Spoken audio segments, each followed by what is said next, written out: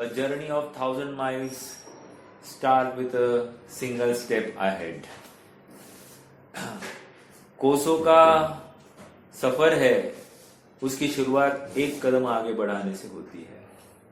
वैसे ही मोक्ष मार्ग का सफर भी एक कदम मोक्ष मार्ग की ओर बढ़ाने से ही प्रारंभ होने वाला है। अर्थात तत्व चिंतन, तत्व विचार करने से होगा, और तत्व विचार एक सर्वज्ञता को समझने से होगा, और सर्वज्ञता को समझकर मेरा सर्वज्ञ स्वभाव समझने से ही होगा। क्योंकि जो मेरा स्वभाव ही नहीं, उसको समझना क्यों है, और जो मेरा स्वभाव है उसको समझे बिना मैं सुखी कैसे हो सकता हूं, अर्थात नहीं हो सकता हूं। तो सर्वप्रथम यदि ये जीव सुखी होना चाहता है, सबसे पहले कटिबद्ध हो जाए, उसको वस्तु स्वरूप समझना है। वस्तु स्वरूप समझे बिना मेरा सुख की कल्पना ये थोटी कल्पना है, खोटी कल्पना है। ये मैं सुखी 3 काल में नहीं हो सकता। मेरे बच्चे का कैसे चल रहा है, मेरी बेटी का कैसे चल रहा है, इसका क्या चल रहा है, उसका क्या चल रहा है, ये जानने की जिज्ञासा साक्षात दुख का कारण है। हाँ, वहां शादी में सब ठीक है या नहीं है, शादी की क्या खबर, ये खबर लेने के लिए बैठा है यहाँ पर और सब खबर ले रहा है शादी की। समझ लेना उपयोग बाहर में है। अगर यहाँ पर बैठा है तो यही की चिंतन करना। बैठता है मंदिर में, बैठता है स्वाध्याय में, और घूम रहा है बाजार में। समझ में आ रहा है क्या? हाँ, माला तो कर में फिरे, क्या है वो? माला तो कर में फिरे, जीभ फिरे मुख माई, मनवा फिरे बाजार में, यह तो सुमिरन नाही। माला फेरत जुग गया, भयान आत्म फेर, कर का मन का छारी के, मन का फेर। सुखी कब होगा? मन का फेरेगा तब होगा। हाथ का मन का छोड़ना पड़ेगा। और इसको क्या लग रहा है, बस स्वाध्याय में आके बैठ जाओ, काम हो जाएगा। इसको लगता है देव दर्शन करूं, काम हो जाएगा। इसको लगता है मालाएं फेरूं, काम हो जाएगा। इसको लगता है नमोकार का पाठ करूं, काम हो जाएगा। अरे पर के आश्रित होकर काम करने की बात कर रहे हैं। यहाँ पर कबीर भी कह रहे हैं, मन का फेर। अरे अपने आत्मा का ध्यान कर, उपयोग बाहर से हटाकर अंदर ले, शरीर में कुछ करना नहीं है। समझ में आ रहा है क्या? इतनी सी बात ये जीव आज तक समझ नहीं पाया है। धर्म के नाम पर क्रियाकांड में ही अटका रहा है। कुछ खान पान का विवेक रखना, कुछ मर्यादा में आना, और रात्रि भोजन का त्याग, 8 मूल गुणों का धारण करना, अभक्ष का त्याग, इतने में संतुष्ट हो गया। लेकिन कह रहे नहीं भाई, यहां तक तुम्हारा काम नहीं हुआ है। तुम्हारा सच्चा काम कब होने वाला है? जब तुम तत्व निर्णय करते हो कि मैं ज्ञान स्वभावी हूं, मैं सर्वज्ञ स्वभावी हूं, समस्त ज्ञ मेरे ज्ञान में जानने में आ रहे हैं। ज्ञान का ऐसा सहज स्वभाव है कि उनको जान सकता है, और उन ज्ञों का ऐसा स्वभाव है कि वो स्वयं ज्ञान में जानने में आ सकते हैं। ज्ञान उनको जानने के लिए जाता नहीं है, ज्ञ कहीं उनके ज्ञान में प्रवेश करता नहीं। दोनों में एकमेकता कुछ भी नहीं है। ज्ञान सुरक्षित है, ज्ञ सुरक्षित है, लेकिन स्वभाव क्यों? क्योंकि सबका अपना अपना स्वभाव सुरक्षित है। अनादि सिद्ध है ऐसा स्वभाव, जिसे ये स्वीकार हो जाती है बात, वही जीव सुखी होने के लिए तैयार हो गया है। अब यहां पर एक बात और कहने वाले हैं। अब बात यहां पर सर्वज्ञ स्वभाव बताया जा रहा है। सर्वज्ञ को याद किया जा रहा है, समझना है हमारा सर्वज्ञ स्वभाव। समझ में आया? पिछली गाथा में ये बताया गया कि पिछली मतलब 36वीं गाथा में, 36वीं गाथा में ये बताया गया कि ज्ञान त्रिकालवर्ती ज्ञों को जानता है, अर्थात उनको स्पर्श करता है। क्या कहा? त्रिकाल स्पर्शी है ये ज्ञान। त्रिकाल स्पर्शी कहकर क्या कहना चाह रहे हैं? 3 काल के ज्ञों का स्पर्श करता है, स्पर्श करता है अर्थात जानता है। अब 37 गाथा आ रही है। वहां पर त्रिकाल स्पर्शी का अर्थ आचार्य जैसे ने द्रव्य गुण पर्याय को जानता है, ऐसा भी किया, और उत्पाद वे द्रव्य को भी जानता है, ऐसा भी किया। और भूत, वर्तमान और भावी इनका जानना होता है, ये भी चलता है। लेकिन जो प्रकरण चल रहा है, कुंद कुंद स्वामी जो बात कर रहे हैं, वो भी समकक्ष में है। जयसेन स्वामी ने कुछ गलत किया है ऐसा नहीं है, क्योंकि ये भी तो वस्तु का स्वभाव है। और ज्ञान जानता भी है ना, ज्ञान उत्पाद व द्रव्य को भी जान रहा है, ज्ञान वह द्रव्य गुण पर्याय को भी जान रहा है। और कौन से द्रव्य? अरे समस्त द्रव्य गुण पर्याय को जान रहा, समस्त द्रव्य, उनके समस्त गुण और उनकी समस्त पर्याय। या आ गया ना, त्रिकाल स्पर्शी हो गया ना यहाँ पर भी। तो एकार्थवाची है, कोई इसमें बहुत बड़ी बात नहीं है। अब 37वीं गाथा का पाठ करना है पहले, और फिर उसका भाव भी देखेंगे। बहुत जबरदस्त है, बहुत इंटरेस्टिंग है। आप मनोयोग से सुनिए, लाभ होगा ही होगा।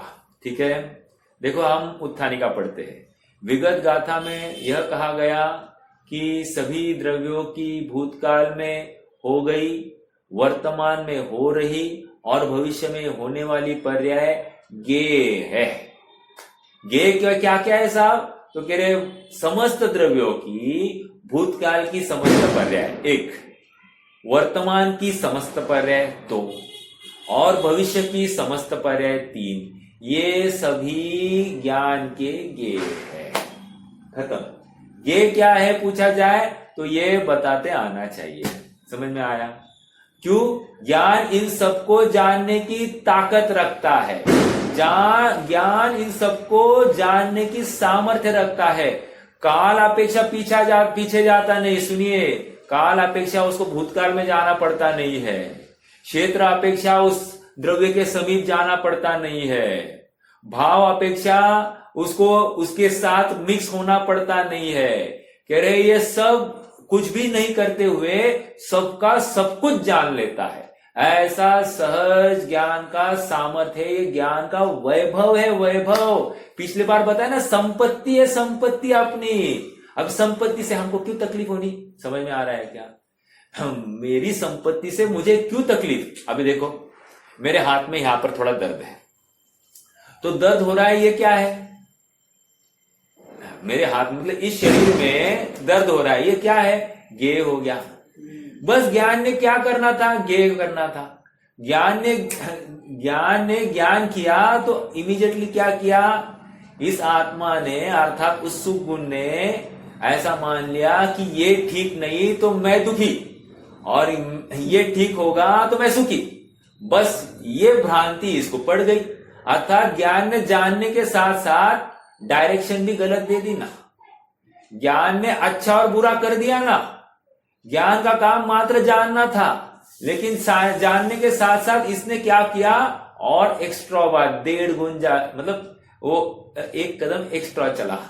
नहीं, ये अच्छा और ये बुरा है। जबकि यहां पर समझा रहे कोई गे अच्छा नहीं, कोई गे बुरा नहीं। समझ में आ रहा है क्या? बहुत महत्वपूर्ण बात है। कितना विचार करे। तत्वार सूत्र में ऐसा सूत्र आया, परस्परोपग्रह जीवानाम, और फिर उसके बाद में पुद्गल द्रव्य का जीव द्रव्य पर उपकार है, ऐसा भी एक सूत्र आया। पुद्गल द्रव्य का जीव द्रव्य के ऊपर उपकार क्या है साहब? तो कह रहे जीवन में, मरण में, दर्द में, सुख में, दुख में, सब में पुद्गल द्रव्य का जीव द्रव्य के ऊपर उपकार। अब क्या, ये क्या है? उपकार का अर्थ जीव द्रव्य के सुख में, दुख में वो निमित्त मात्र है। दुख तो तुम्हें अपने मोह का होता है, अटैचमेंट का होता है। जितनी अटैचमेंट ज्यादा उतना दुख ज्यादा, जितनी अटैचमेंट कम उतना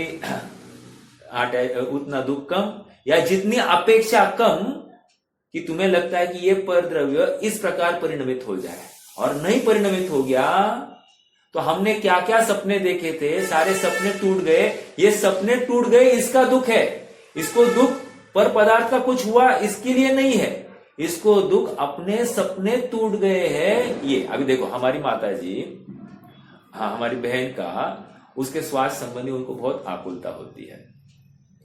तो उनकी धारणा में है कि ये स्वास्थ्य, मेरी लड़की का स्वास्थ्य अच्छा रहेगा तो मैं सुखी। समझ में आ रहा है क्या? अर्थात ये खबर मेरे काने पड़े, अर्थात ये मेरे ज्ञान का गे बने तो मैं सुखी। और नहीं पड़े तो मैं दुखी। अब ये जो कल्पना है ये साक्षात दुख का कारण है। मान लो वहां कुछ भी हो जाए तो यहां कुछ होता है।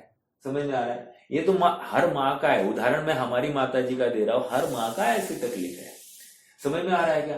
हमको थोड़ा सा उसका कुछ हो जाए, अपना बच्चा बाहर गांव गया, बाहर गांव गया, ठीक से जाना, ये नहीं करना, वो नहीं करना, बारंबार उसका फोन, पहुंचा क्या, गया क्या, क्या किया, क्या खाया, क्या। तो ये जितनी भी बातें हैं ये क्या है? गेलुब्धता है, जानने की बहुत अतीव इच्छा। ये दुख का कारण, दुख का परिचायक है। अर्थात ज्ञान इसलिए होना था निर्भर होने के लिए, और इसको ज्ञान करना है और आकुल चित्त होने के लिए। समझ में आ रहा है क्या? नहीं, मतलब ये अपनी भ्रांति है, हमको इस भ्रांति को स्वीकार करना पड़ेगा। जब तक स्वीकार नहीं है तब तक एक कदम भी आगे नहीं है इस मोक्ष मार्ग में। और हम सुख की कल्पना लेकर के यहां पर मात्र बैठकर सुख की कल्पना कर रहे हैं, ये महा बड़ा अपराध है अपना। हमको सुखी होना है तो सच्चा निर्णय करना ही पड़ेगा कि कोई पर द्रव्य, कोई पर पदार्थ मुझे सुखी या दुखी कर नहीं सकता।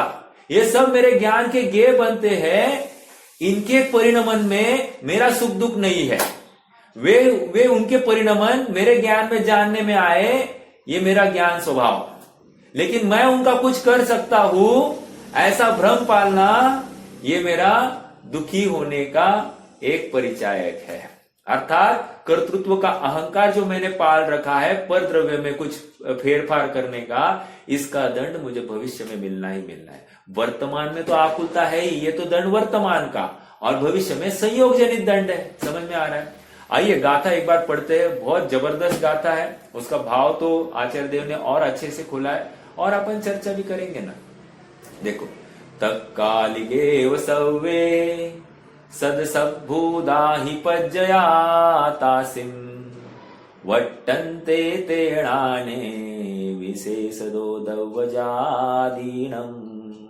फिर से, तत्कालिगेव सव्वे, तत्कालिगेव सव्वे सत्सद्भूदाहि पज्जयातासिम वट्टन्ते तेणाने विशेषदो दव्वजादीनम। हिंदी हरिगीत है। असद्भूत हो सद्भूत हो सब द्रव्य की पर्याय सब। समझना, शब्द के ऊपर गौर करना, क्योंकि प्राकृत तो समझा नहीं होगा, लेकिन हिंदी तो समझता है ना। असद्भूत हो सद्भूत हो सब द्रव्य की पर्याय सब, सज्ञान में वर्तमानवत ही है सदा वर्तमान सब। फिर से देखो, अपन अभी भाव देखते हैं ना, शब्द का अर्थ देखते हैं। तत्कालिगेव सव्वे, तत्कालिगेव मतलब तात्कालिक है। सव्वे सब किसकी चर्चा कर रहे हैं? रुको थोड़ा सा, सुनेंगे अपन शब्द का अर्थ देख रहे हैं। पहला शब्द तत्कालिगेव अर्थात तात्कालिक है। हाँ, सव्वे सब कुछ तात्कालिक है। सब कुछ मतलब क्या कहना चाहते हैं? देखो आगे बोल रहे, सद्भूत असद्भूत, संधि की मैंने, सद्भूत और असद्भूत। सद्भूत मतलब क्या? विद्यमान है, जो अभी वर्तमान में विद्यमान है उसको सद्भूत कह रहे हैं। और असद्भूत जो अभी नहीं है, भूतकाल में थी या भविष्य काल में होंगी, उसको असद्भूत कह रहे हैं। समझ में आया? दो बातें, सद्भूत असद्भूत समझ में आया। जो वर्तमान है वो सद्भूत, सद्भूत मतलब होना, वर्तमान में होना, सद्भाव है, होने रूप, ठीक है। और असद्भुत मतलब वर्तमान में नहीं है, लेकिन ऐसा नहीं कि कभी नहीं थी, भूतकाल में थी या फिर भविष्य काल में वर्तमानवत हो जाएगी, ठीक है। सद्भुत असद्भुत क्या? सर्व सद्भुत और असद्भुत क्या? पज्जाया तासिम, सद्भुत पर्याय और असद्भुत पर्याय। लेकिन पर्याय किसकी होती है? अरे द्रव्य की। समझ में आया क्या? द्रव्य के बिना पर्याय होती ही नहीं है। समझ में आया? वट्टन्ते तेणानी, वट्टन्ते तेणाने, वे ज्ञान में वर्तन करते हैं। कौन? ये समस्त सद्भूत और असद्भूत पर्याय, समस्त सद्भूत असद्भूत पर्याय ज्ञान में वर्तन करते हैं। और कैसे वर्तन करते? तत्कालिकेव।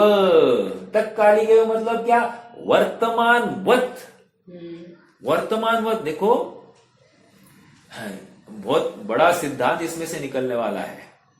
गंभीरता से लेना इस गाथा को। इसका भाव अगर समझेंगे ना, एक एक गाथा मतलब एक एक रत्न है, और एक रत्न हमको निहाल करने में काफी है। जो गाथा उठानी उठा लेना, एक ही गाथा पढ़ना और उसका भाव समझ लेना। आप ऐसा बिल्कुल विचार नहीं करें अरे ये फिर से वही बात करे, फिर से वही बात। नहीं, ये नवीन बात है। क्यों? क्योंकि तुम्हें उस काल में समझी नहीं। अगर समझी होती तुम सुनने नहीं बैठते। अब तुम सुनने बैठे, इसका मतलब तूने सुनी नहीं। अब यहां पर सुना रहे हैं फिर से, ये नवीन है। ठीक है, देखो क्या है। वट्टन ते नाणे, वे ज्ञान में वर्तन करते हैं। विशेष दौवजादीन, कह रहे विशेष रूप से समस्त द्रव्य जाति का वर्तन ज्ञान में हो जाता है। द्रव्य, उनकी जाति और उनके पर्याय सब द्रव्य में कैसी है? वर्तमानवत है। वर्तमानवत मतलब क्या? अभी मैं देख रहा हूं उनको। आदिनाथ भगवान महावीर को, मारीची को अभी देख रहे हैं महावीर की अवस्था में, एक कोड़ा कोड़ी सागर के बाद का अभी देख रहे। ये मेरे सामने महावीर दिख रहा है। ये नेमिनाथ भगवान अभी जलती हुई देख रहे हैं द्वारका को, अभी। समझ में आ रहा है क्या? मतलब भूतकाल में चाहो तो भूतकाल का विचार करो, नहीं तो 12 वर्ष के बाद के विचार करो, जैसा देखना है वैसा। अभी जलते हुए देख रहे हैं। हाँ, तो कह रहे ये वर्तमानवत देख रहे हैं समस्त द्रव्य और उनकी जातियों को, उनका परिणमन, उनका परिणाम, सब कुछ देख रहे हैं, सब कुछ। समझ में आ रहा है क्या? देखो फिर से अपन इसका हिंदी अनुवाद पढ़ते हैं। असद्भूत हो सद्भूत हो सब द्रव्य की पर्याय सब, सज्ञान में वर्तमानवत ही है सदा वर्तमान सब। हाँ, वर्तमानवत मतलब तिक्कालिकेव सव्वे। समझ में आया? तिक्कालिकेव अर्थात तत्कालिकेव मतलब तात्कालिक है ये सब। तात्कालिक कहकर क्या कह रहे हैं? नहीं ये पहले हो गई है, ये बाद में हो गई है, ऐसा मत कहो। सब वर्तमानवत है, अभी प्रत्यक्ष देख रहे हैं। अब एक प्रॉब्लम हो सकता है, हमको किसी ने बहुत सारी बातें कही, हमको क्या होता है? जम्बलिंग होता है कि नहीं एक रुको भाई, या 50 जन हमको कुछ पूछने लगे, अरे मैं 50 को एक साथ कैसे बोलूंगा? एक के साथ एक ही बात करूंगा, है ना? हमको तकलीफ होती है कि नहीं? यहां पर ऐसा नहीं है। कह रहे हैं समस्तों को जानने की सामर्थ्य एक साथ, कुछ गड़बड़ी नहीं है, कुछ भ्रांति नहीं है, स्पष्ट, एकदम स्पष्ट। ऐसा नहीं है याद करके, या ऐसा नहीं है कि द्रव्य के पास जाकर काल अपेक्षा पीछा जाना नहीं है। सब अभी वर्तमान में जहां बैठे हैं वहां से एकदम प्रत्यक्ष सामने बैठे, ऐसा एकदम प्रत्यक्ष जानते हैं। हाँ, बहुत बड़ी बात है ये सर्वज्ञ स्वभाव। सब कुछ निश्चित है, सब कुछ निश्चित है, ऐसा समझकर ज्ञानी अपर द्रव्य में कर्तृत्व का अहंकार छोड़ देता है। इस शरीर का जैसा परिणमन निश्चित है, वो शरीर का परिणमन होना है। आज जो थाली में जो सब्जी रोटी आई है, आज थाली में यही सब्जी रोटी थी, ऐसी ही थी, अन्य प्रकार से नहीं थी, ऐसा निश्चित केवल ज्ञान ने करोड़ों वर्ष पूर्व देख लिया है, और करोड़ों वर्ष बाद भी देखने वाला है, और आज तो देख ही रहा है। समझ में आ रहा है क्या? ये शरीर का परिणमन ऐसा ही होना है, ये केवल ज्ञान ने पहले ही देख लिया था। समझ में आ रहा है क्या? आज हम स्वाध्याय कर रहे हैं, स्वाध्याय में भले हम बैठे हैं, लेकिन हर किसी के अपने अपने विकल्प अपने अपने प्रकार से चल रहे हैं। कौन क्या विकल्प कर रहा है, केवल ज्ञान उसको देख रहा है वर्तमान वर्त। ऐसा नहीं समझना कि मुझे जानने में नहीं आया, सामने वाले को जानने में नहीं आया तो कुछ समझ में नहीं आया, मैं पकड़ा नहीं गया। नहीं, केवल ज्ञान में सब नोंद हो गई है, तुमने क्या परिणाम किया क्या नहीं किया है। एक तो दो जनों को फंसा नहीं सकते, एक स्वयं को और एक केवल ज्ञान को। समझ में आ रहा है क्या? दोनों को तो फंसा नहीं सकते, बाकी आप दुनिया को फंसा सकते हो। You can fool many persons many times, but you can not fool all person all times. समझ में आ रहा है क्या? हर बार आप हर किसी को फंसा नहीं सकते। ऑल में अपन स्वयं भी तो है ना, मैं स्वयं भी हूं। मैं किसको पागल उल्लू किसको बना रहा हूं? मैं जिनवानी सुन रहा हूं और स्वयं को धर्मात्मा मान रहा हूं। मैं जिनवानी का बखान कर रहा हूं, स्वयं को धर्मात्मा मान रहा हूं। अरे भ्रम छोड़ दो, मैं ज्ञाता हूं। इस शरीर के, इस वाचा के, इस शब्द के कर्तृत्व का अहंकार भी मुझे नहीं होना है। ये भी अपने समय में अपने शक्ति से अपने प्रमाण से निकल रही है, इसका मैं करता नहीं हूं। जैसा वस्तु स्वरूप है वैसा निरूपण हो रहा है, वस्तु स्वरूप के अलावा कोई निरूपण हो नहीं सकता। ऐसा दृढ़ संकल्प, ऐसा दृढ़ विश्वास जिस ज्ञान में हो गया है वही ज्ञान सुखी होने के लिए पात्र है। समझ में आ रहा है क्या? ये मेरे समझ में नहीं आ रही है, भ्रम छोड़ दो। तुझे समझ में नहीं आ रही है इतना तो समझ में आ रहा है, ये ज्ञान की हयाती है, ये ज्ञान की स्वीकृति ही सच्चा कार्य हो गया है। कितना समझ में आया हमको उससे कुछ भी लेना देना नहीं है। देखो आज थोड़ी सी मैं चर्चा कर रहा था, हाँ ऐसी चर्चा हो रही थी कि श्रीमद के उनको शतावधान था अर्थात ज्ञान का इतना क्षयोक्षम था। और शतावधान का प्रयोग उनका नक्की हुआ था किसके साथ? विक्टोरिया के सामने। क्वीन एलिजाबेथ अभी जो गुजर गई ना, उसके पहले की होगी शायद, क्योंकि ये 97 मतलब 100 साल पहले नहीं, और इसके पहले वाली विक्टोरिया के सामने हो गया। अब शतावधान का कार्यक्रम उसके सामने होना था, तो ये सब नक्की हो गया था। और फिर इनको भाव हो गया, अरे ये मैं क्षयोक्षम ज्ञान पर कितना लट्टू हो गया हूं, और ये किसी और को प्रदर्शन करके मैं क्या उपलब्धि लेने चाहता हूं। अर्थात इस क्षयोक्षम ज्ञान में थोड़ी सी कुछ छद्मस्त अज्ञानियों की वाहवाह से मुझे क्या मिलने वाला है। अगर मेरा इस क्षयोक्षम ज्ञान के प्रदर्शन से मेरा मान का ही पोषण होने वाला है तो मुझे नहीं चाहिए ऐसा मान, नहीं चाहिए। ये क्षयोक्षम ज्ञान का मैं दुरुपयोग कर रहा हूं। लो अब अपने ऊपर लगाना। मान लो हम डॉक्टर है, वकील है, सीए है, इंजीनियर है, जो कुछ है, हम इस ज्ञान का उपयोग किसके लिए यूज कर रहे हैं? यदि हमारा ये उपयोग मान बढ़ाई के लिए है तो गया। यदि हमारा ये उपयोग धनार्जन की वृत्ति के लिए है तो गया। यदि हमारा उपयोग आत्म भावना से रहित है तो गया। समझ में आ रहा है क्या? ये वर्तमान क्षयोक्षम मेरा बर्बाद हो रहा है, ये मुझे मालूम ही नहीं है। और याद रखना, डॉक्टर इंजीनियर और नहीं, अरे कोई गृहिणी भी होगी, उसका भी यदि उपयोग स्वादिष्ट व्यंजन आदि करने में ही लग रहा है तो गया। और कोई भोजन कर रहा है, वो स्वादिष्ट ही खाने के लिए गया है, तो उसने अपने ज्ञान रसना इंद्रिय संबंधी क्षयोक्षम का दुरुपयोग किया। मान लो मुझे कोई टेस्ट अच्छी समझ में आती है तो ये करो ये करो ये करो, ये जो कहना है मेरे ज्ञान का क्षयोक्षम का दुरुपयोग। समझ में आ रहा है क्या? ये हमको विश्वास होना चाहिए कि मैं जो कर रहा हूं इसको बर्बाद कर रहा हूं, इससे मेरी आबादी नहीं है, ये मैं कोई विशेष कार्य नहीं कर रहा हूं। हो सकता है कोई अज्ञानी मेरी तारीफ भी करे, लेकिन सचमुच इन अज्ञानियों की तारीफ से मेरा कुछ फर्क नहीं पड़ता। यहाँ पर भगवान आत्मा की उपाधि मुझे मिल रही है, ये उपाधि को सुनकर मुझे बहुमान नहीं आता है।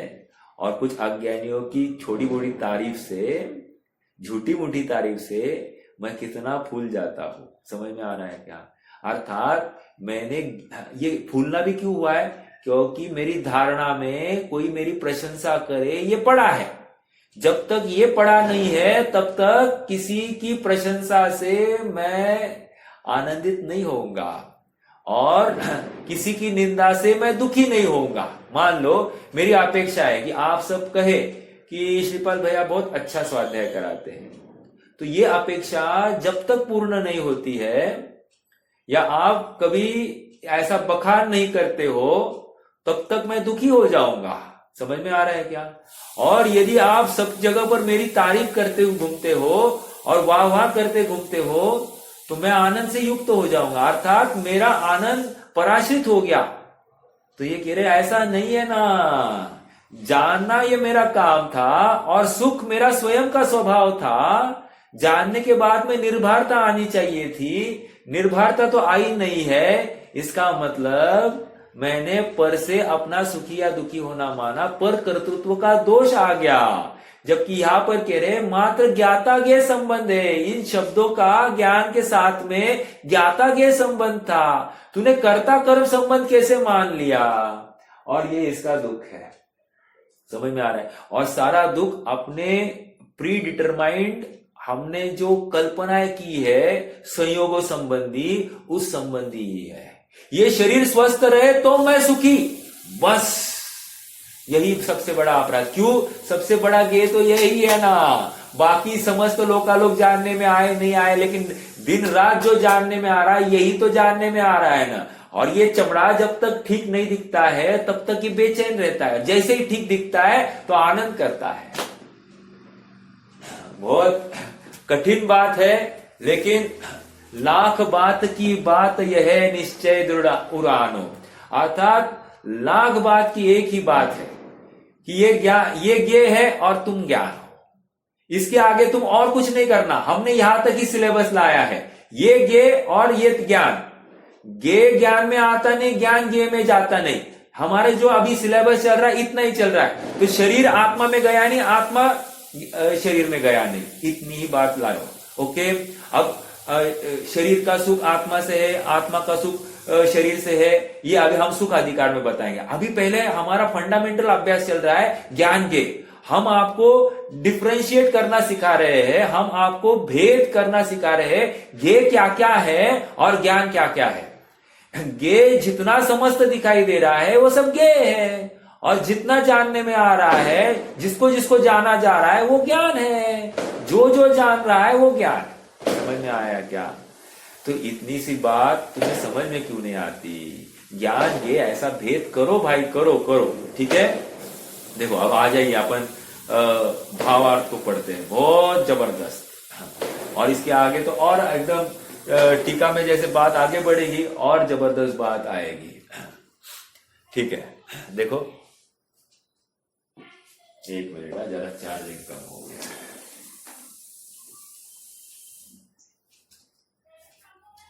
हाँ सर, क्या बोला आपने?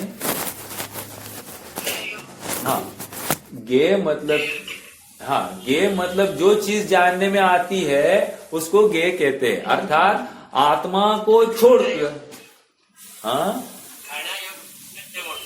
हाँ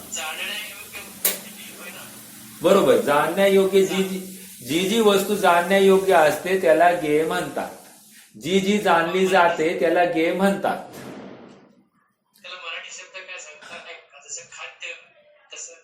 नहीं नहीं, सी क्या है, ये ज्ञेय ये शब्द ज्ञान की अपेक्षा पड़ा है। ज्ञान जिसको जिसको जानता है वो ज्ञेय है। क्या कहा फिर से? ज्ञान जिसको जिसको जानेगा वो ज्ञेय है। अब मेरा ज्ञान जिसको जिसको जानेगा ऐसा नहीं। अभी कैसे निर्णय करना है? केवल ज्ञान जिसको जिसको जान रहा है वो ज्ञेय है। क्यों? क्योंकि वो संपूर्ण ज्ञान है, परिपूर्ण ज्ञान है। और ऐसा ज्ञान सामर्थ्य मैं लिए बैठा हूं, सामर्थ्य है मेरे में, लेकिन व्यक्ति नहीं है, अभिव्यक्ति नहीं है। तो बताया जाएगा केवल ज्ञान, और समझना है मेरे ज्ञान का सामर्थ्य। अब केवल ज्ञान कितने जनों को जान रहा है? प्रश्न है आपसे, केवल ज्ञान किसको किसको जान रहा है? बोलिए सर, केवल ज्ञान किसको किसको जान रहा है?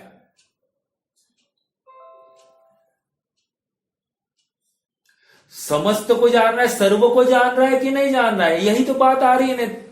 तत्कालिक एवं सौव सद्भुत असद्भुत सौव पज्जाया, अर्थात सद्भुत असद्भुत समस्त पर्याय को केवल ज्ञान जान रहा है। अर्थात केवल ज्ञान तीन काल तीन लोकवर्ती समस्त द्रव्य और उनकी समस्त अवस्थाओं को देख रहा है कि नहीं?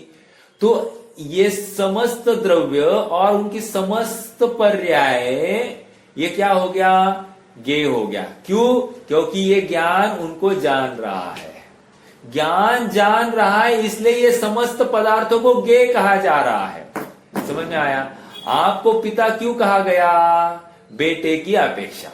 वैसे ही इस ज्ञान इन सब पदार्थों को ज्ञेय क्यों कहा जा रहा है? ज्ञान ने उनको जाना इसलिए। समझ में आया क्या?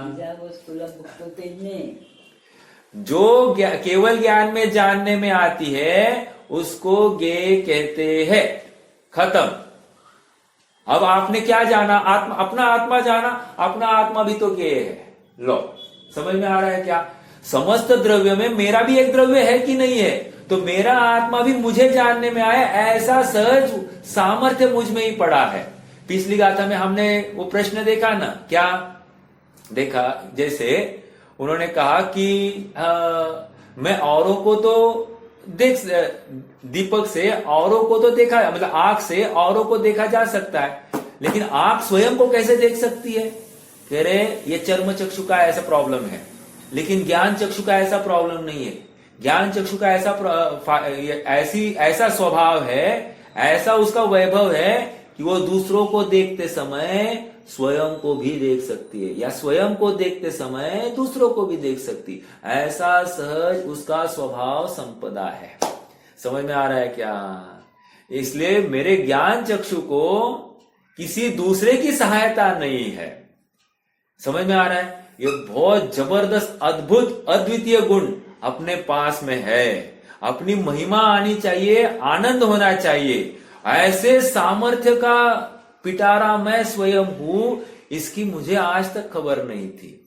जिसे ये थोड़ा सा भी भाव भाषण होता है उसको निर्भरता उसी समय होती है। जब तक निर्भरता नहीं आई, समझ लेना ये जीव अपने खोपड़ी में कोई ना कोई भार लेके चल रहा है, गेयों का भार लेके चल रहा है। अर्थात गे ऐसा ही परिणमित हो तो ही मैं सुखी। मैं अगर विचार करूं श्रेयांश सीए बन जाए तो मैं निर्भर हो गया काम से, क्योंकि श्रेयांश मेरे चाहने से सीए नहीं होने वाला। मैं चाहूं श्रेयांश एक विद्वान के रूप में पेश आ जाए, गया काम से। इसमें मेरा दुख है, आकुलता है। समझ में आ रहा है क्या? तो ये गे अभी ये कल्पना भी जो मैंने की है ये भी गे है। क्यों? ज्ञान की पर्याय है कि नहीं है? ज्ञान की पर्याय में ऐसा एक विकल्प आया, ये भी गे हो गया। समझ में आ रहा है क्या? ऐसा सब कुछ गे के खाते में जाता है। जो कोई विकल्प हो गया ये गे के खाते में। किसी द्रव्य का कोई परिणाम, कोई पर्याय हो गई, वो जानी जा सकती है। जो जानने में आ गई या जिसको जाना गया वो उस सब चीज को गे कहा जाता है। समझ में आ रहा है क्या? हाँ, महत्वपूर्ण बात है। गे किसको कहना? ज्ञान ने जिसको जाना उसको गे कहना।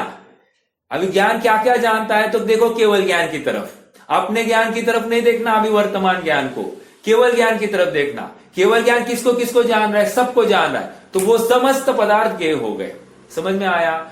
तो धर्म द्रव्य गे हो गया, अधर्म द्रव्य गे हो गया, काल द्रव्य गे हो गया, आकाश द्रव्य गे हो गया, पुद्गल द्रव्य गे हो गया, और आत्म द्रव्य भी गे हो गया, या जीव समस्त जीव राशि भी गे हो गई। समझ में आ गया क्या? समस्त जीव राशि, समस्त पुद्गल राशि, समस्त धर्म अधर्म आकाश काल, ये सब कुछ गे हो गए। समझ में आ रहा है क्या? आइए टीका पढ़ते, बहुत मार्मिक भाव है इसमें। आइए थोड़ा देखते हैं। हाँ, उन जीवादि द्रव्य जातियों की समस्त विद्यमान और अविद्यमान पर्याय तात्कालिक वर्तमान पर्यायों की भांति विशिष्टता पूर्वक ज्ञान में वर्तती है। इतनी बात कह रहे, तीन कालवर्ती समस्त द्रव्यों की समस्त अवस्थाएं अभी केवल ज्ञान में वर्तमानवत वर्तती है। अब केवल ज्ञान को केवल निकाल दो और ज्ञान में वर्तमानवत वर्तती है, ऐसा देख लो। क्यों? ये ज्ञान सामर्थ्य की चर्चा है। ओके, एक व्यक्त हो गई है, ऐसा ज्ञान सामर्थ्य दिखाया जा रहा है, और समझना है अभी जो उस सामर्थ्य का पिंड है, ऐसा महासामर्थ्यशाली ऐसा पदार्थ मैं स्वयं, ऐसा समझना है। ठीक है, देखो आगे। इस गाथा का भाव तत्व प्रदीपिका में आचार्य अमृतचंद्र इस प्रकार स्पष्ट करते। तत्व प्रदीपिका किसकी टीका है? आचार्य अमृतचंद्र की टीका। और जयसेन स्वामी की कौन सी टीका है?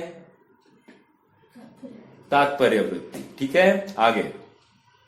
जीवादि समस्त द्रव्य जातियों की पर्यायों की उत्पत्ति मर्यादा, तीनों काल की मर्यादा जितनी होने से उनकी क्रम पूर्वक तपती हुई स्वरूप संपदा वाली विद्यमानता और अविद्यमानता को प्राप्त जितनी पर्याय है, वे सब तात्कालिक पर्यायों की भांति अत्यंत मिश्रित होने पर भी सब पर्यायों के विशिष्ट लक्षण ज्ञात हो, इस प्रकार एक क्षण में ही ज्ञान मंदिर में स्थिति को प्राप्त होती है। भाषा तो देखो क्या है।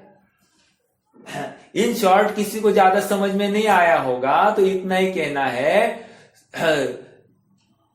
तीन लोक के जितने द्रव्य है, ओके, उनकी तीन काल की जितनी अवस्थाएं हैं, दो, उन सबको ज्ञान अपने ज्ञान में स्थित करता है, अर्थात स्थापित करता है, अर्थात ज्ञान में देखा जा सकता है।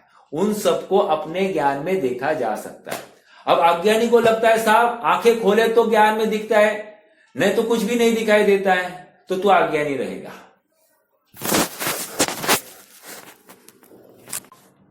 हाँ, उनको सबको ज्ञान में देखा जाता है। तीन, अर्थात ज्ञान उनको जगा देता है। चार, और कैसे जगा देता है? हड़बड़ाता नहीं है, उसमें कुछ गिचमिड़ काला होता नहीं है, मिक्सिंग होती नहीं है, मिक्सिंग हो नहीं रही है। इन समस्तों को एक साथ जानने में मिक्सिंग नहीं हो रही है। ये मेरा एक प्रश्न है आप सबसे, मैं ऐसे ही सोच रहा था, हम एक समय में किसको कितने को जान सकते हैं? प्रश्न है मेरा सबको। एक समय में हम कितने पदार्थों को जान सकते हैं? यदि आपने अच्छे से अभ्यास किया होगा तो अच्छे से जवाब आएगा, ऊपरी ऊपरी ज्ञान होगा तो अभ्यास होगा तो नहीं जवाब आएगा। सामर्थ्य तो केवल ज्ञान की जितनी है, पर शक्ति अपेक्षा है। हाँ, तो शक्ति अपेक्षा, मैं वर्तमान की अभिव्यक्ति की अपेक्षा बात चल रही मेरी, अर्थात वर्तमान ज्ञान अवस्था कितने को जान सकती है, मेरा ये प्रश्न है।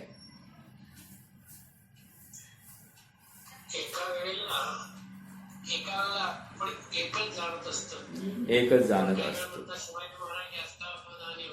हाँ हाँ, ठीक है। सर का ये कहना है कि एक समय में एक ही जानते हैं, या कोई कहता है एक समय में अष्टावधानी, ऐसा अभी ये कह रहे शिवाजी महाराज अष्टावधानी, और मैंने इसके पहले कहा था कि कौन है वे श्रीमद शतावधानी थे। ठीक है, ये मतलब अभी तीन बातें तो हो गई, 1, 8, 100। अब बताइए और आगे आंकड़ा भराओ भाई। 100 एक बार। शक्ति अपेक्षा का सामर्थ्य, शक्ति नहीं, अभी अभिव्यक्ति की बात, वर्तमान अभिव्यक्ति की अपेक्षा मेरा प्रश्न है, अभिशक्ति की बात नहीं करना।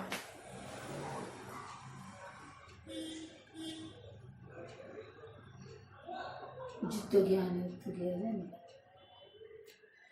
कोई सोच नहीं रहा है।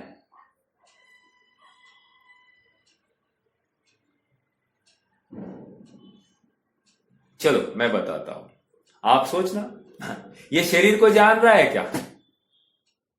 शरीर कितने पुद्गल परमाणुओं का है? कितने पुद्गल द्रव्य है इस शरीर के बनने में? अनंत है। तो मैं एक समय में कितने को जान रहा हूं? अनंत। एक बात, चलो अभी बस ये शरीर को ही जान पा रहा हूं। अरे जितना मैं अनंत सिद्धों को जान पा रहा हूं कि नहीं जान पा रहा हूं, प्रश्न है मेरा। एक साथ में अनंत सिद्धों को जान पा रहा हूं अभी वर्तमान में। मैंने बस अनंत सिद्ध वहां पर सिद्धालय में विद्यमान है ऐसा कह दिया, आपने जाना कि नहीं जाना? तो ज्ञान सामर्थ्य है ना आनंद को जानने की, वर्तमान में है। अपने ज्ञान सामर्थ्य की महिमा क्यों नहीं आती है हमको? नहीं, एक ही जान सकते। अरे नहीं रे बाबा, तू सर्व को जानने की सामर्थ्य रखता है। देखो कहा आई ये बात, कहा आई? तत्वार सूत्र पहला अध्याय 26वां सूत्र, सर्वद्र मति श्रुतयोर निबंधो सर्वद्रव्येषु असर्व पर्यायेषु। सर्वद्रव्य बोला कि नहीं बोला? अर्थात ये मेरा वर्तमान छद्मस्त ज्ञान इस समय में भी सर्वद्रव्यों को एक समय में जान सकता है। लो, ये ताकत है। अपनी ताकत का विश्वास होना चाहिए। मैं एक समय में इस सबको जान पा रहा हूं। हाँ, आनंद की बात है कि नहीं? ये जानने की सामर्थ्य ये मैं हूं। इतने जबरदस्त सामर्थ्य का मैं पिटा रहा हूं। ऐसा विश्वास और ऐसा एक कॉन्फिडेंस हम में आना चाहिए। ऐसा एक वो क्या है, मतलब जब तक ये विश्वास हम में नहीं आता है ना, तब तक ये जीव पामर बना रहता है। यहां वहां मदद के लिए ताक झाक करते रहता है। कोई आएगा, मुझे मदद करेगा, मुझे ज्ञान कराएगा। मैं चाहता हूं कि वृत्त पत्रों के माध्यम से मुझे ज्ञान हो। मैं चाहता हूं कि मुझे जिनवानी के माध्यम से ज्ञान हो। ऐसी कितनी जिनवानी पढ़ी जाए तो मुझे द्वादशांग का ज्ञान होगा। बोलो भाई,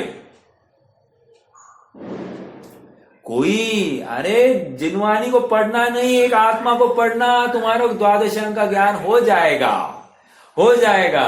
जेने आत्मा ने जाना तेने सर्व ने जाना। अर्थात सब कुछ जानने की सामर्थ्य एक आत्मा को जानने में है। लेकिन क्यों मालूम इस जीव को लगता है कि मैं सबको जानूं तो मैं जरा होशियार बन जाऊंगा। अरे तेरी बुद्धि मारी गई है। अपने आजू बाजू में क्या हो रहा है हमको पता चाहिए।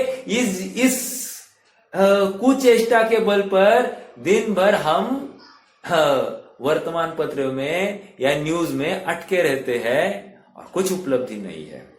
वहां उत्तर काशी में क्या हो रहा है, वे बाहर निकलेंगे कि नहीं निकलेंगे, इसके ऊपर इस जीव को ये है भारत जीतेगा कि नहीं जीतेगा, इसके ऊपर जीव को ये जानने के लिए उत्सुकता ज्यादा है। लेकिन समझता कहाँ है, जो होने वाला है सब नक्की है, निर्भर हो जाओ ना। तू उसको जानने में तेरा वर्तमान ज्ञान मर रहा है ना, तेरी वर्तमान ज्ञान पर है बर्बाद हो रही है। तुझे ख्याल क्यों नहीं आ रहा है? देखो, किसी ने अपने पैसे कुछ कम लौटाए, कुछ कम दिए, नुकसान दिखता है कि नहीं? और यहां पर तेरी ज्ञान पर्याय बर्बाद हो गई, तुझे नुकसान ही नहीं दिखाई दे रहा है। समझ में आ रहा है क्या? बहुत गंभीरता से विचार करना। बहन जी आपका माइक म्यूट कीजिए। सर तुमचा पण माइक म्यूट कराना। तो देखो, ये बहुत विचारणीय बिंदु है। ज्ञान पर्याय जिसको जान रही है, बस जान रही है।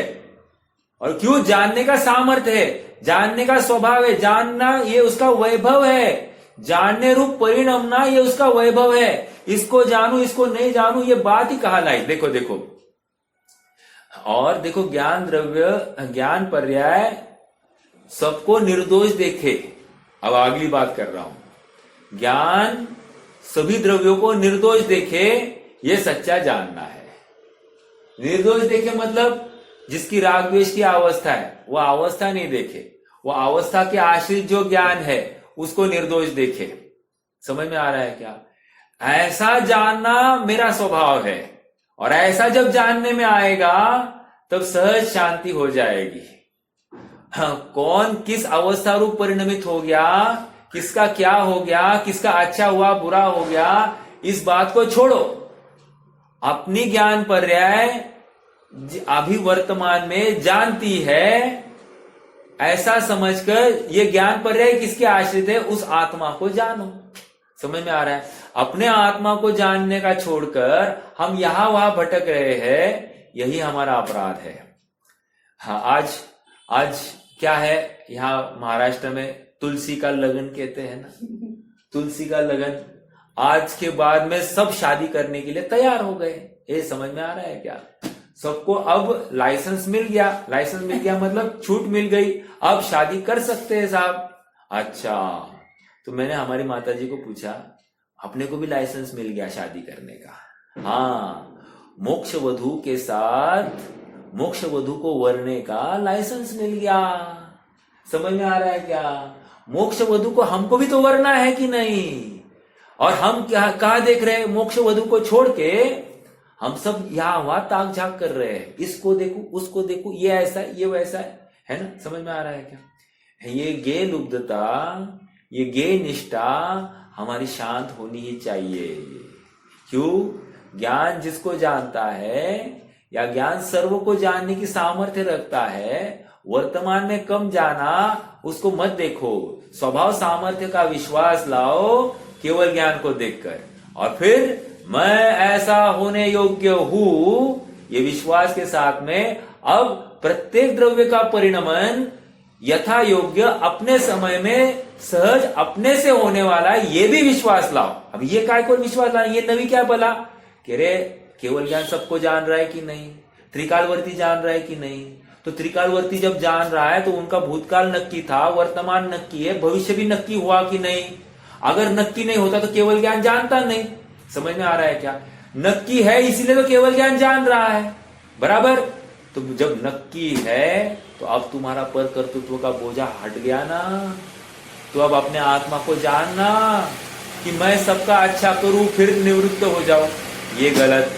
मैं जल्दी चला जाऊं, नहीं मैं सबको ठीक कर दूं। देखो एक बुजुर्ग व्यक्ति थे, उनका लड़का थोड़ा सा मंद बुद्धि था, समझता तो काफी कुछ था लेकिन मंद बुद्धि में ही गिना जाएगा। तो वे हमेशा मुझे जब मिलते थे तो कहते थे कि बेटा ये मेरे से पहले मर जाए तो अच्छा हो जाएगा, ये मेरे से पहले मर जाए तो अच्छा हो जाएगा। लेकिन सचमुच ये विकल्प भी तुम्हें ढोना नहीं है। जिस द्रव्य का जैसा परिणमन जिस अवस्था में जैसा होना है, उस द्रव्य का परिणमन उस अवस्था में उसी काल में वैसा ही होगा, अन्य प्रकार से नहीं होगा। और तुम उसको आगे या पीछे करने की जो चेष्टा करते हो या विकल्प करते हो, यही तुम्हारे दुख का कारण है, यही तुम्हारी आकुलता है। और आकुलता आत्म वस्तु में नहीं है। आकुलता शिव माही न तातै, शिव मग लाग्यो चाहिए। हाँ, आकुलता नहीं है, अर्थात प्रत्येक वस्तु अपने अपने स्वचतुष्टय में रहते हुए अपने रूप परिणमती है, ये उसका सहज वैभव संपत्ति है। और इस वैभव को कोई भी द्रव्य छोड़ता ही नहीं है। अपने 3 काल में उसने अपने वैभव को छोड़ा नहीं है, तो आप कैसे छोड़ने वाली है? मात्र इस शरीर का संयोग का वियोग होने से तू आकुल क्यों होता है? तू जो का त्यों भरपूर है क्यों विचार नहीं करता? तुझमें से कुछ बाहर गया नहीं है, तुझमें कुछ एक्स्ट्रा अंदर आया नहीं है, तू पर रूप परिणमित हुआ नहीं है। ये सब हमने पहले बताया था कि नहीं 32वीं गाथा में। अब फिर से तुम भय से युक्त क्यों हो? क्यों आकुलता है तुमको? ये ठीक हो जाए, ये ठीक हो जाए, ये ठीक करूं। गलत, जैसा हो रहा है वैसे जानो। आज एक ऐसा ही फोन आया था, हाँ, और उस बहन का एक विकल्प था कि मेरे बारे में लोगों को भ्रम होता है कि मैं ही किसी को फूस लगाती हूं। तो मैंने कहा यदि तुम्हें ये विश्वास है कि तुमने किसी के बारे में गलत सोचा नहीं, किसी को गलत बात बताई नहीं है, तो तुम्हें किसने क्या सोचा है इसको सोचने के लिए तुम्हें क्यों विकल्प करना? नहीं, उनको बुरा लगो या अच्छा लगो, उनका भोगेंगे ना, लेकिन उनको बुरा लगेगा ऐसा समझ के उनके ज्ञान में तुम ठीक हो जाओ, इसके लिए तुम कितना विकल्प करोगे? इससे अच्छा तुम ज्ञेय निष्ठ होने की अपेक्षा आत्मनिष्ठ हो जाओ ना। समझ में आ रहा है क्या?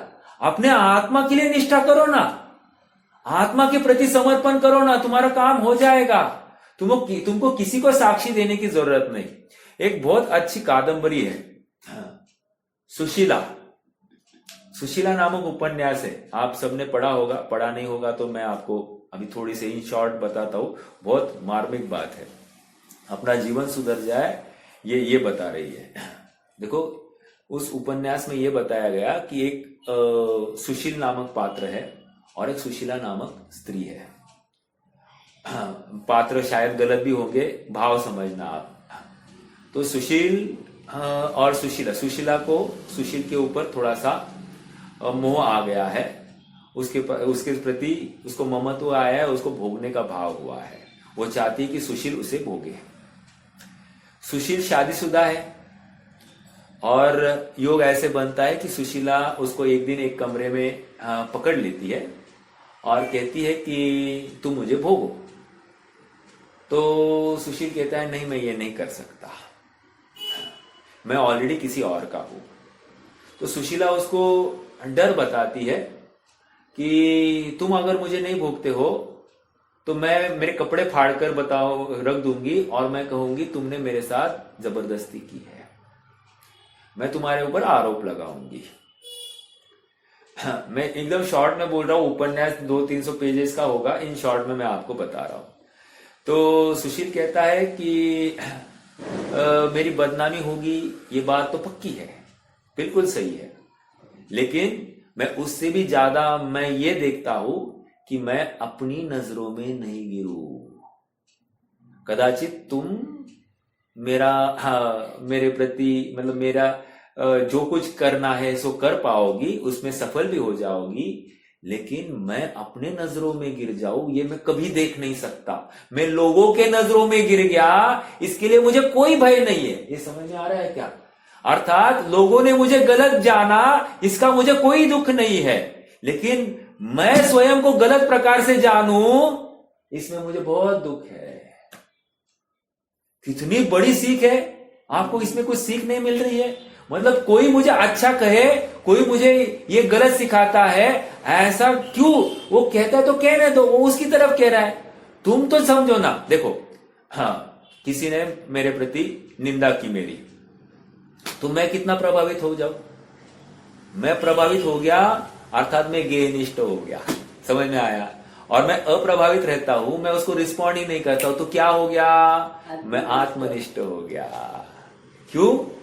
मैं गेयनिष्ठ होता हूं तो मैं जितना उलझूंगा, लोग मुझे उतना ही और उलझाएंगे और मैं उनके लिए समर्पित हो जाऊंगा, आत्मा को भूल जाऊंगा।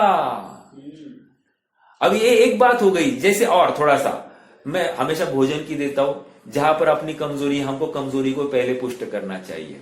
जैसे भोजन है, ये भोजन ऐसा खाया तो ही आनंद आएगा, ये नहीं खाया तो नहीं आएगा। गया, गेयनिष्ठ हो गया तू, आत्मनिष्ठ नहीं है, इसलिए तू दुखी होने वाला है। और ये फिक्स है बात, ये केवल ज्ञान में देखिए, ये बात समझ में आ रहा है क्या?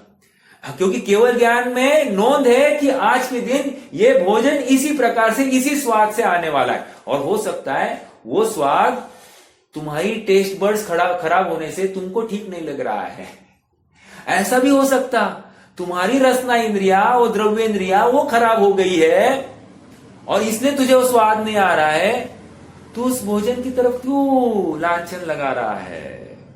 अर्थात तुम्हारे ज्ञान का क्षयोक्षम ही तो कम है ना, तभी तो तुम्हें वो ठीक से स्वाद नहीं। और देखो, वही भोजन कोई और करता है, उसको अच्छा लगता है, वही भोजन तू करता है, खराब लगता है। तो भोजन खराब है या अच्छा है? भोजन तो भोजन है। देखो, अपनी मान्यता का खेल है। देखो, ये तो मैं एक उदाहरण दे रहा हूं। गे अच्छे या बुरे कहां से लाए? गे तो गे है, ज्ञान उनको किस प्रकार इंटरप्रेट करता है उसके ऊपर ज्ञान ने क्या जाना, अच्छा और बुरा किया, यही गलती कर दी है। ज्ञान ने तो ज्ञान किया है और गे तो मात्र जानने में आए हैं, बस इतनी सी बात है। ज्ञो ने समर्पित किया है प्रमेत्व गुण के कारण और ज्ञान ने ज्ञान गुण के कारण जाना है। इसमें क्या बड़ी बात हो गई है? ये प्रत्येक वस्तु ने अपने अपने स्वभाव को तो झलकाया है और कुछ नहीं किया है, लेकिन क्यों मालूम ये ज्ञेय को किसी विशिष्ट फॉर्मेट में ही देखना चाहता है, और ये इसकी तकलीफ है।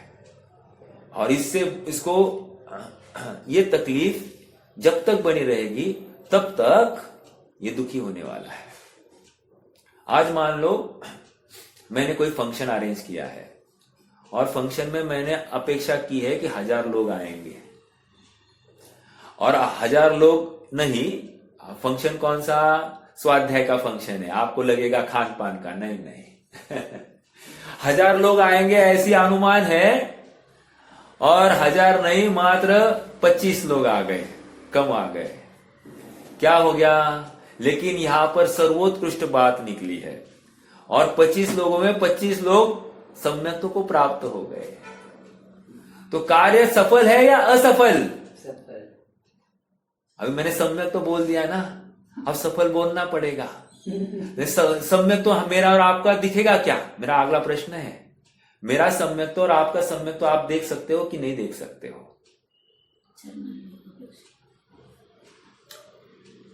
बोलो, मेरा सम्यक तो या आपका सम्यक तो आप देख सकते हो कि नहीं देख सकते हो?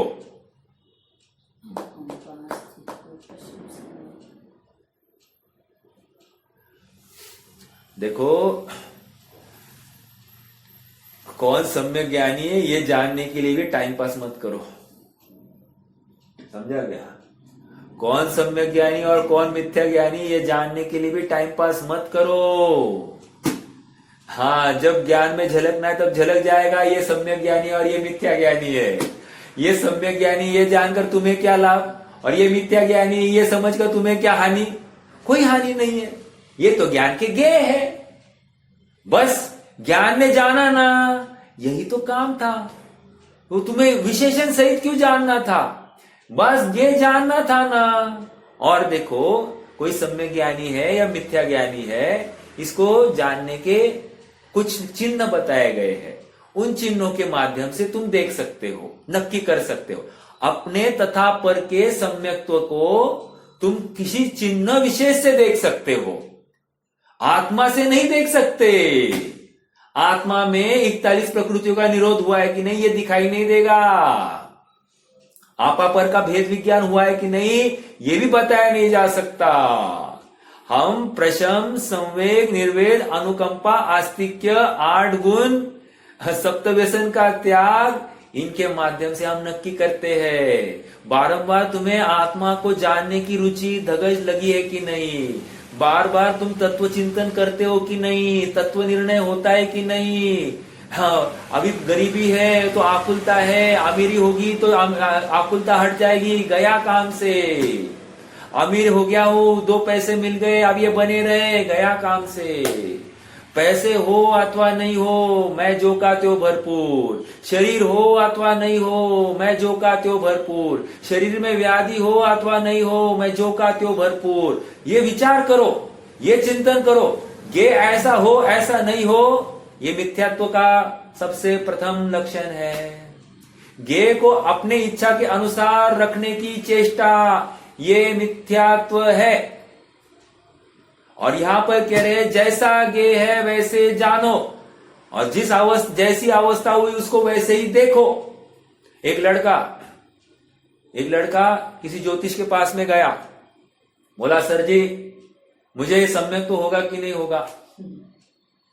ज्योतिष ने बोला, तत्व निर्णय करेगा तो हो जाएगा, नहीं करेगा तो नहीं होगा, पैसे लाओ। ऐसे तो हमारे पंडित जी भी बोलते कि तुम्हारे पास क्यों आया पैसे देकर। हाँ, अब केवल ज्ञानी के पास में जाओ, ये तत्व चिंतन करेगा और सम्यक दृष्टि होगा, और ये तत्व चिंतन नहीं करेगा और ये मिथ्या दृष्टि ही रहेगा, ऐसा केवल ज्ञान कहता है। वो प्रत्यक्ष उस द्रव्य की अवस्था को देखकर कह रहा है। और छद्मस्त अनुमान आश्रित बात करता है। समझ में आ रहा है क्या? अनुमान गलत है ये थोड़ी है। जो सच्चा प्रयास करता है वो सुखी होता ही है, जो प्रयास नहीं करता वो दुखी ही रहता है। ये स्पष्ट बात जिनागम में आई है। आज बहुत अच्छी बात सुनी। जिन धर्म, जैन धर्म, ये मुफ्त का धर्म है। 1 रुपया खर्चा नहीं करना पड़ता, 1 पैसा खर्चा नहीं करना पड़ता, लेकिन धर्म हो जाता है। लो, कितनी निर्भर कर दिया ना हमको। 1 रुपया का खर्चा नहीं करो, आप सच्चे, आप भगवान बन सकते हो। ये कौन कहता है? एक जैन धर्म के अलावा और कौन सा समस्त जगत का कोई मत है, कोई दर्शन है तो दिखाओ जहां पर 1 रुपया खर्च किए बिना भी धर्म हुआ, ये बताया गया है। दान के नाम पर, परोपकार के नाम पर, श्रम के नाम पर व्यर्थ की क्रिया कराई जा रही है। और यहां कह रहे हैं कुछ नहीं, मात्र ज्ञान हूं, ज्ञान का काम करता हूं, ये जानने में आते सो उनको जानता हूं, जानने की कोई अटक नहीं और अपने रूप परिणमाने की कोई अटक नहीं, बस जाना ज्ञाता दृष्टा मेरा स्वभाव है, इतनी सी बात है। समझ में आ रहा है क्या? जो ज्ञान में आ रहा है सो जान लिया, और क्या कर सकता, इसके अलावा और कुछ नहीं कर सकता। और करने की चेष्टा ये महाअपराध है, क्योंकि कोई द्रव्य अपने स्वचतुष्टय के बाहर निकलता ही नहीं। 1 मिनट है, 1 मिनट में अपन पंक्ति पढ़ लेते हैं और फिर रुक जाएंगे। देखो, जीवादि समस्त द्रव्य जातियां, ये हो गया अगले लाइन पर। मेरा एक प्रश्न है, चलो अभी आगे नहीं बढ़ते हैं। एक प्रश्न है, कौन सा द्रव्य सबसे बड़ा? प्रश्न है सबसे। हाँ, द्रव्य अपेक्षा, क्षेत्र अपेक्षा, काल अपेक्षा, भाव अपेक्षा, कौन सा द्रव्य सबसे बड़ा? प्रश्न है, द्रव्य अपेक्षा कौन सा द्रव्य बड़ा है? क्षेत्र अपेक्षा कौन सा द्रव्य बड़ा है? काल अपेक्षा कौन सा द्रव्य बड़ा है? और भाव अपेक्षा कौन सा द्रव्य बड़ा है? चलो, काल अपेक्षा कौन सा द्रव्य बड़ा है ये बताओ आप, क्योंकि ये अभी जो पढ़ा है ना, उसी में आंसर है। काल अपेक्षा कौन सा द्रव्य बड़ा है? काल द्रव्य, ऑप्शन है काल द्रव्य, धर्म द्रव्य, अधर्म द्रव्य, आकाश द्रव्य, पुद्गल द्रव्य, जीव द्रव्य। काल अपेक्षा बड़ा। देखो, एक जवाब आ गया है। काल अपेक्षा कौन सा द्रव्य बड़ा? तो कह रहे काल द्रव्य बड़ा। लो, ये मेरे ज्ञान का गेन नहीं होना चाहिए था। अगर मैं ऐसा मानूं तो मैं दुखी हो जाऊंगा। लेकिन केवल ज्ञान ने जान लिया, भाई ऐसा ही ये कोई आंसर देने वाला है, कोई नहीं बता सकता। कोई ज्ञान कर सकता है कि नहीं कर सकता है, प्रश्न है मेरा। अरे समस्त द्रव्य काल अपेक्षा बड़े हैं, कैसे पता चला साहब? कैसे? नहीं, जादू है, जादू है, बताओ बताओ। अरे अभी तो कह रहे सभी द्रव्य त्रिकालवर्ती है, उनकी त्रिकालवर्ती सर्व अवस्था है, सबको जान रहा है समस्त द्रव्य की त्रिकालवर्ती सर्व अवस्था। जब त्रिकालवर्ती सर्व अवस्था कह दिया, तो जैसे काल द्रव्य त्रिकालवर्ती है, वैसे ही धर्म, अधर्म, आकाश, काल, जीव और पुद्गल समस्त त्रिकालवर्ती है। अरे ये सरल बात थी, थोड़ा सा विचार चाहिए था। विचार देखो, अपना क्षय इस बात के लिए लगाना, मैं अपने बेटे को कैसे इंजीनियर बनाऊं, मैं अपने बेटे को कैसे सीए बनाऊं, कैसे डॉक्टर बनाऊं, इसमें हमारा उपयोग दौड़ता है। अब उसका कैसे क्लिनिक, अब उसको कौन सी नौकरी, अब कहाँ ट्रेनिंग, क्या कितना आकुल करता है, कितनी ये करता है, ज्ञ निष्ठता कितनी है। और अपने आत्मा कल्याण करना है, ज्ञों के बारे में जानता तक नहीं है।